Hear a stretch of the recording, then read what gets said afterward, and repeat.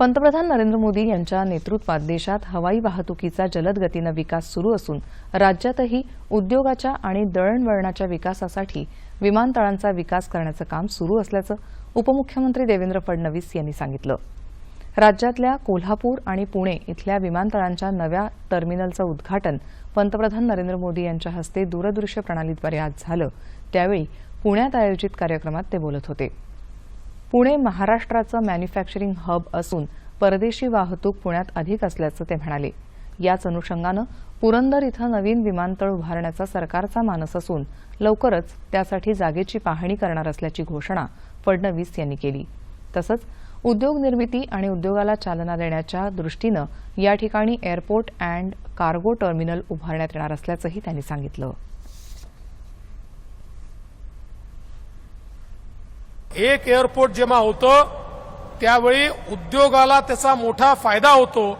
आज जॉब्स तयार करायचे असतील, नोकऱ्या तयार करायच्या असतील आणि उद्योगाला जर स्थैर्य द्यायचं असेल, उद्योग वाढ करायची असेल तर एअरपोर्ट अत्यंत महत्वाचा आहे। जिथे कनेक्टिव्हिटी आहे तिथे उद्योग आहे।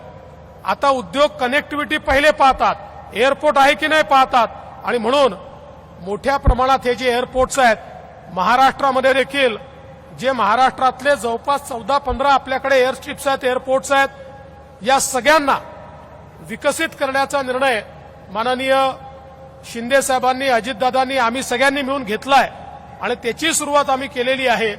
जेणेकरून एक एअरपोर्टचं मोठं जाळं हे महाराष्ट्रामध्ये आपल्याला तयार करता येईल आणि एक मोठी कनेक्टिव्हिटी देखील तयार करता येईल।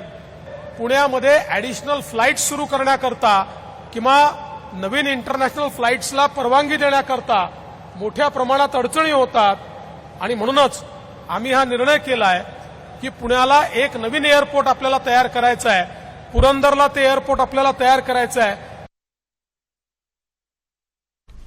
आज उद्घाटन झालेल्या या विमानतळ परिसरात पंतप्रधानांच्या आदेशानुसार पुण्याची संस्कृती आणि वारसा साकारणाऱ्या कलाकृती रेखाटण्यात आल्या आहेत। तसंच विमानतळाबाहेर छत्रपती शिवाजी महाराजांचा भव्य पुतळा उभारण्यात आला आहे।